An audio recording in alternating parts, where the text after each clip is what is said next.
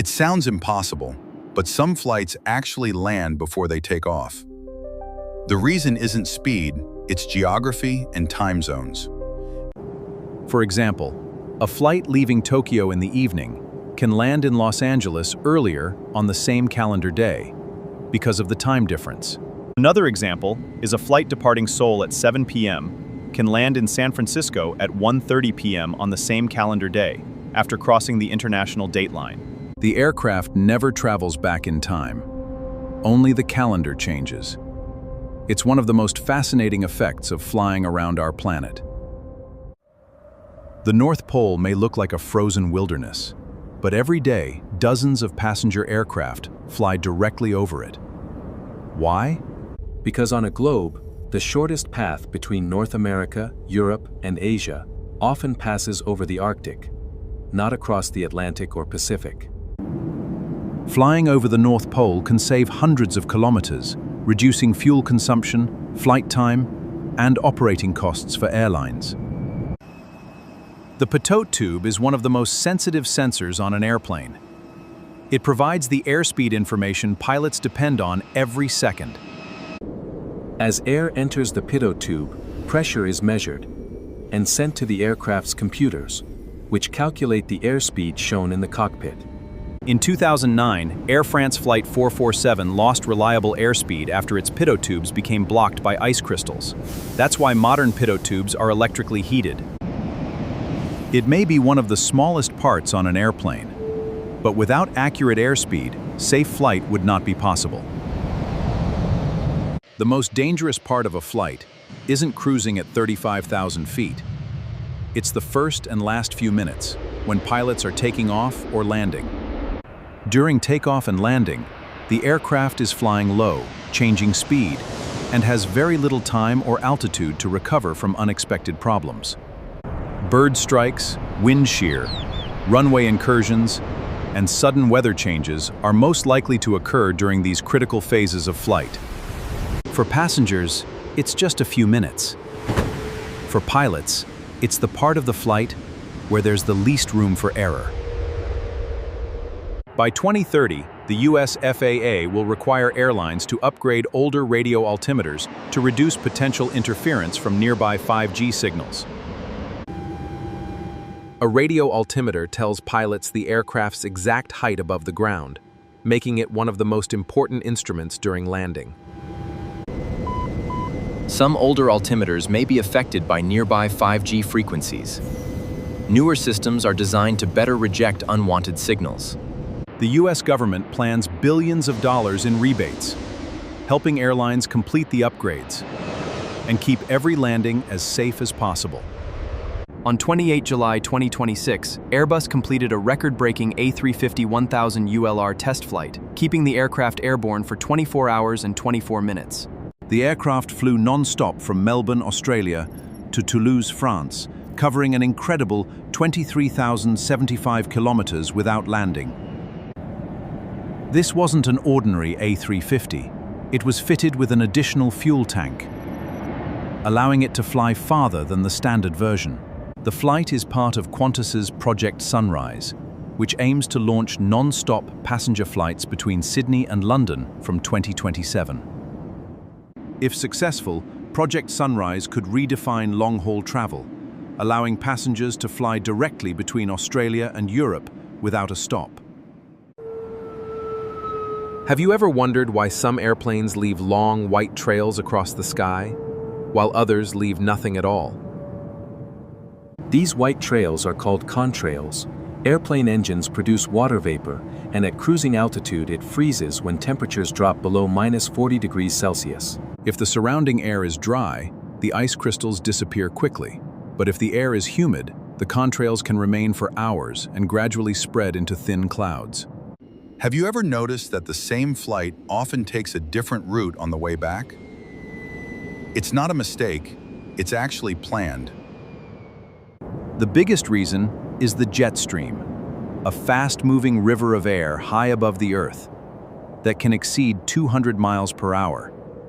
For example, flights from New York to London usually ride the jet stream, but flights from London to New York often take a different route to avoid strong headwinds. Flying with the jet stream saves time and fuel. Flying against it would slow the aircraft, so pilots and dispatchers choose a different route instead.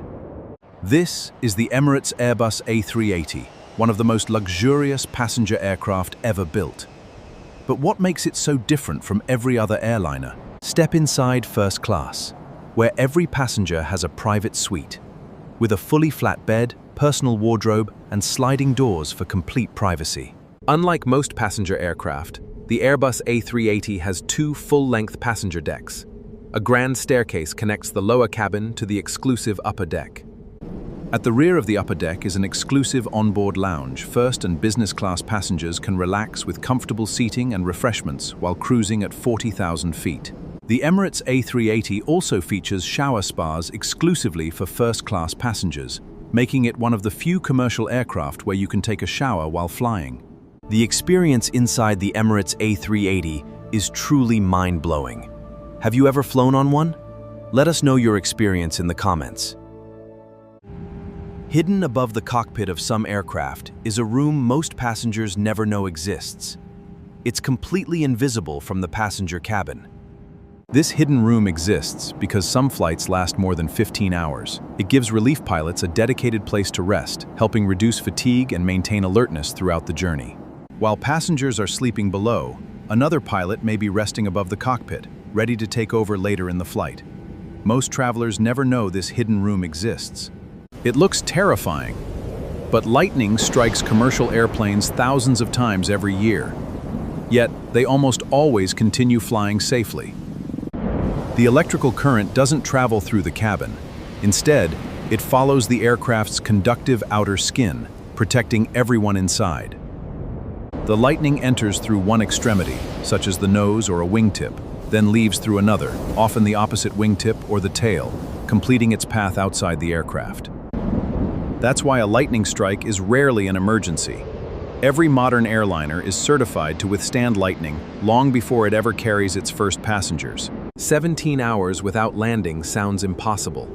Yet modern airliners now connect cities on opposite sides of the world in a single non-stop flight.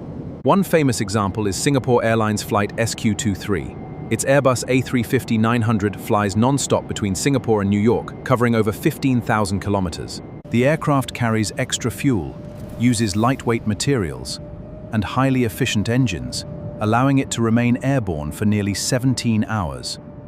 What once required several stopovers can now be completed in one flight. This is a great milestone in aviation. This isn't a floating airport. It's Kansai International Airport in Japan, built entirely on a man-made island in the middle of Osaka Bay. Japan built it offshore because there wasn't enough land, and moving the airport away from the city greatly reduced aircraft noise for nearby residents. Today, millions of passengers use Kansai every year. It remains one of the world's greatest engineering achievements, proving airports can be built where land doesn't exist. You might think the nose of an airplane is made of metal. Surprisingly, it isn't. Most modern airliners use a lightweight composite material instead. That's because the weather radar sits inside the nose. Metal would block the radar waves, but the composite nose cone lets them pass through to scan storms ahead.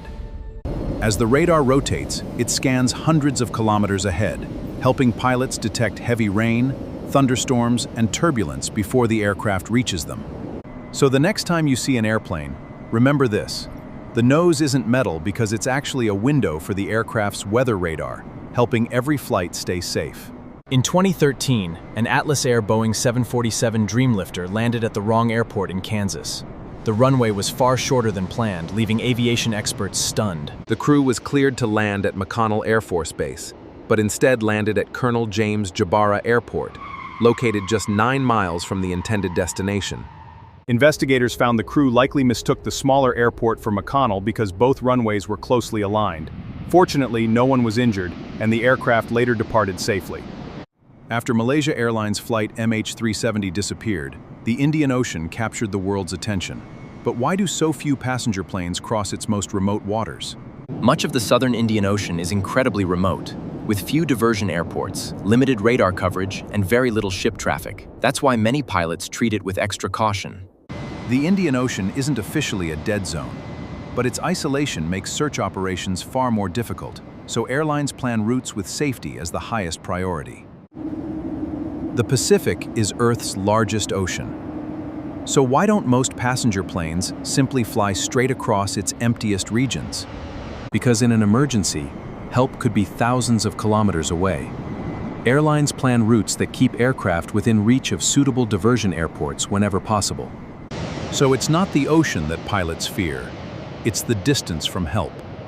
Every route is carefully planned to keep passengers as safe as possible. Every day, thousands of airplanes cross one country's skies without ever landing. That country is France. But why does almost everyone fly over it? France sits at the heart of Western Europe. Flights linking Britain, Spain, Germany, Italy, and North Africa naturally pass through its busy airspace every day. Even if you're not visiting France, your flight may still cross its skies. Geography has made France one of aviation's busiest highways in the world. Spatial disorientation is a dangerous illusion where a pilot's senses no longer match the aircraft's true position. In aviation, your own body can trick you. It usually happens in clouds, darkness, or heavy weather, when pilots lose a clear view of the horizon. Without outside visual references, the inner ear can create powerful illusions. Without a clear visual horizon, pilots may be unable to tell whether the aircraft is climbing, descending, or even banking. When this happens, pilots are trained to rely on the Artificial Horizon Indicator, or ADI. It reveals the aircraft's true position even when their senses are wrong. Modern GPS is incredibly accurate. Ironically, that means different aircraft following the same route could fly almost exactly the same path if something goes wrong. To reduce that risk, pilots use the Strategic Lateral Offset Procedure, or SLOP, by flying slightly to the right of the center line when permitted. It may look like flying off course, but it's actually one of aviation's smartest safety procedures, quietly protecting thousands of flights across the world's busiest oceanic routes every day.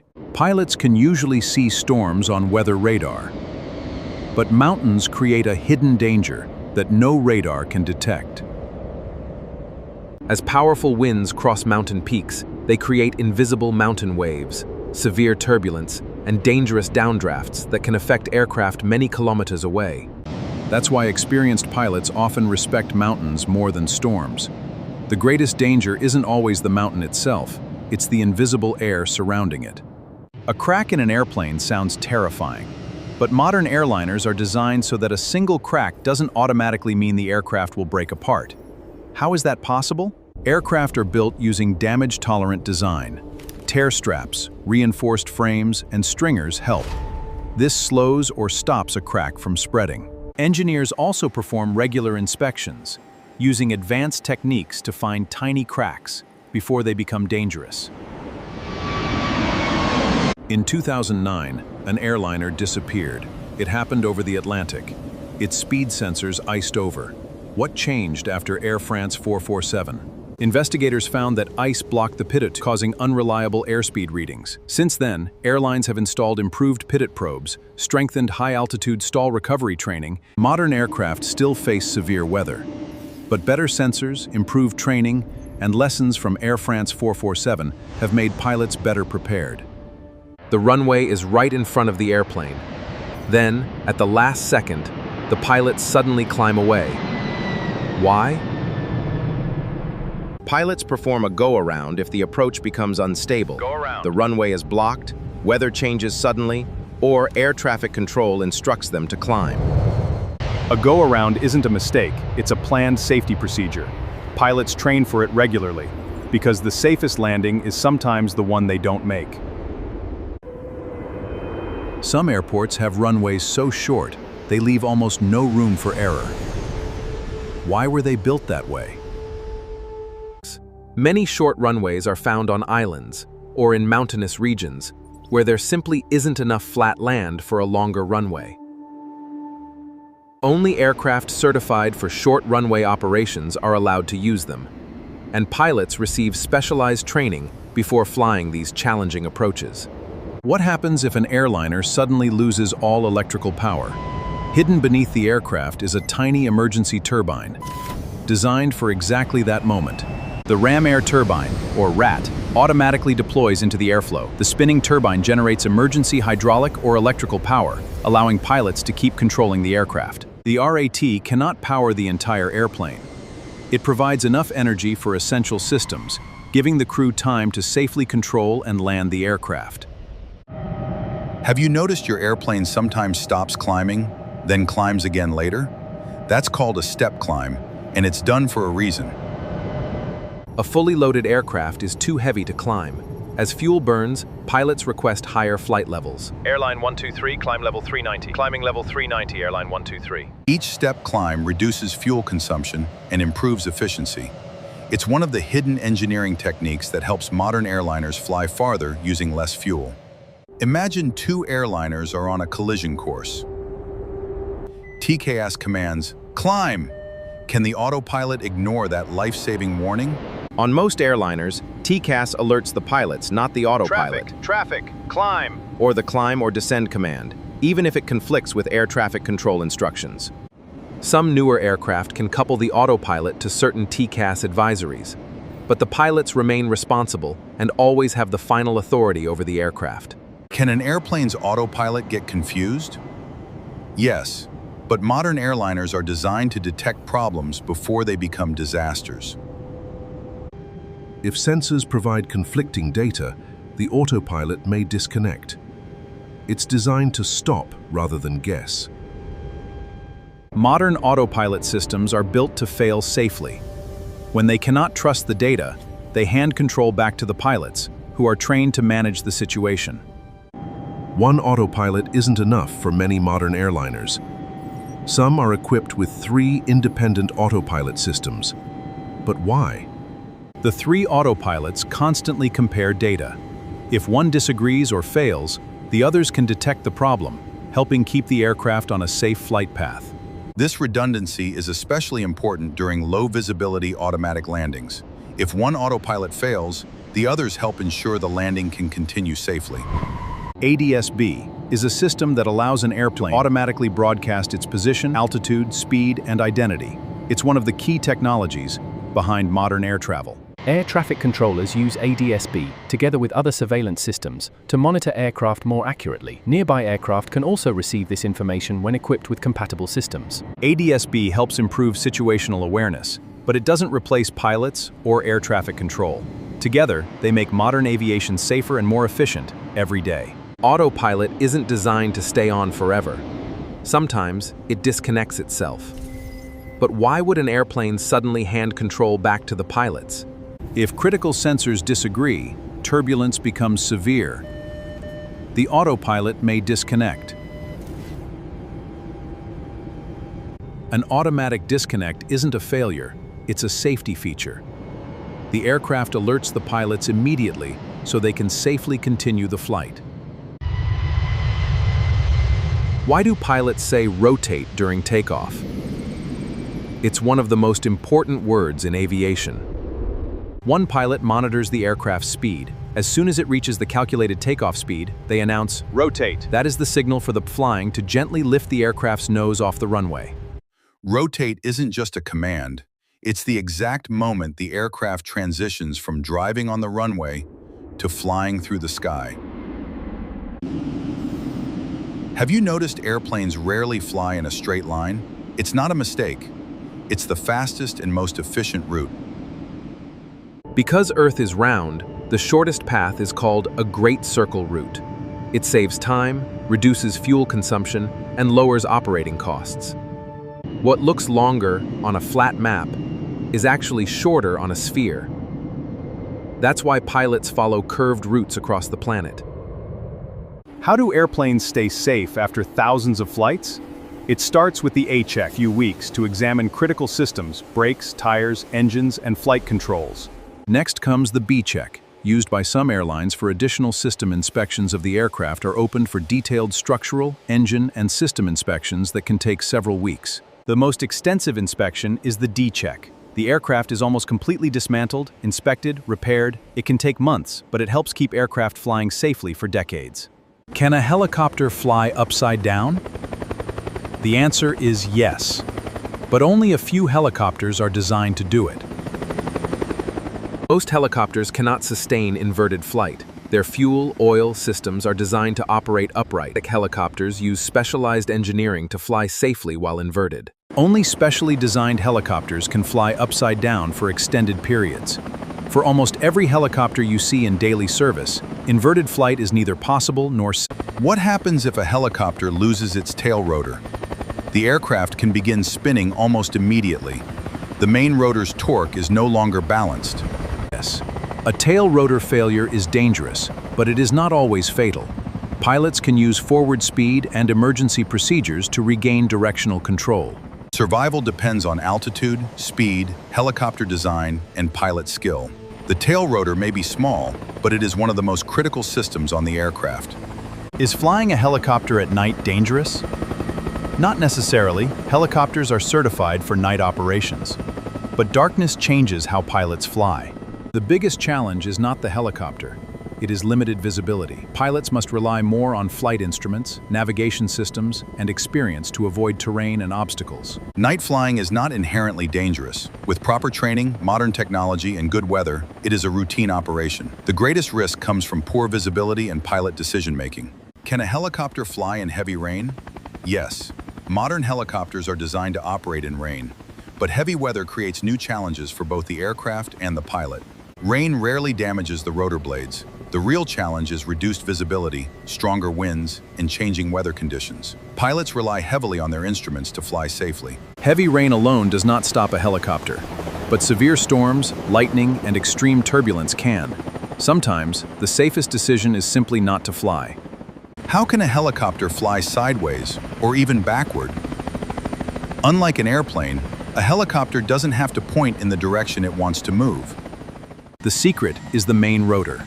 The pilot uses the cyclic control to tilt the rotor disc. Lift is redirected, pushing the helicopter sideways, backward, or forward. This unique design allows helicopters to move in almost any direction with turning first. It is one of the greatest engineering advantages of rotary wing flight. The Airbus A320 is one of the world's most widely operated narrow-body passenger aircraft. Its published list price is approximately $110 million. The Boeing 747-8 is the latest passenger version of the iconic 747 family. Its published list price is approximately $419 million. The Boeing 787 Dreamliner is designed for long-range efficiency using lightweight composite materials. Published prices reach approximately $338 million. The Airbus A351 is a modern wide-body aircraft developed for long-haul operations. Its published list price is approximately $366 million. The Airbus A380 remains the world's largest passenger aircraft. Before production ended, its published list price was approximately $445 million. High above the clouds, two giants changed the course of aviation forever. One became a global icon, the other pushed engineering beyond imagination. Introduced in 1970, the Boeing 747 earned the title Queen of the Skies, connecting continents and carrying millions across generations. Then came the Airbus A380, the world's largest passenger aircraft. Two full-length decks, massive wings, a flying city in the sky. But aviation changed. Airlines chose smaller, fuel-efficient twin-engine jets, while these magnificent giants slowly disappeared from production.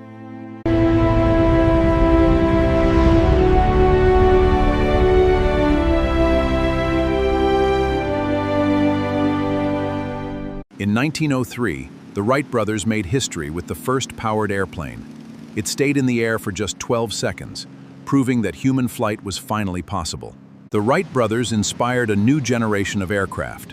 Within decades, airplanes like the Douglas DC-3 proved they could carry passengers safely across countries. In 1952, the de Havilland Comet became the world's first commercial jet airliner. It was faster and quieter than anything passengers had experienced before. After the Comet's setbacks, the Boeing 707 took the lead in 1958. It restored public confidence and became the airplane that truly launched the modern jet age. In 1969, the Boeing 747 changed aviation forever. Its enormous size carried hundreds of passengers at once, making long-distance international travel possible for millions. In 1988, the Airbus introduced digital fly-by-wire to commercial aviation. computers helped pilots fly more precisely, setting the standard for modern airliners. Today, aircraft are lighter, quieter, and more efficient than ever before. From a 12-second flight to crossing oceans with ease, aviation continues to push the limits. March 8, 2014, Malaysia Airlines flight MH370 vanished with 239 people on board. One of aviation's greatest mysteries had begun. Since 2014, more than 200,000 square kilometers of the ocean floor have been searched. Australia's mission covered about 120,000 square kilometers. The southern Indian Ocean is difficult to search. Extreme depths and mountains conceal even a Boeing 7. They reveal only where currents carried the debris, not where the aircraft rests. MH370 changed aviation forever. Today, global tracking makes another disappearance far less likely. Yet more than a decade later, the ocean still guards its mystery.